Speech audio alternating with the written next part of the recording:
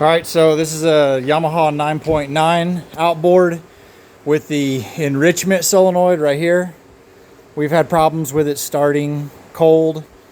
I usually have to put my finger right here over this intake to get it to start. And then once it started, it runs great.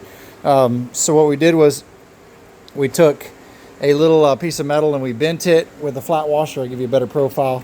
And we put a knob right here. And so when you turn this knob, it covers the intake and chokes it, and then when you release it, it pulls back to allow the engine to run. So engine's cold right now, bucket's got water, we've got fuel. We're gonna start it up, see what happens.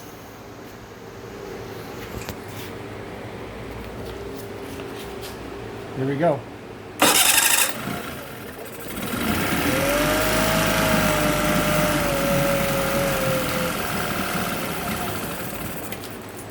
That was good.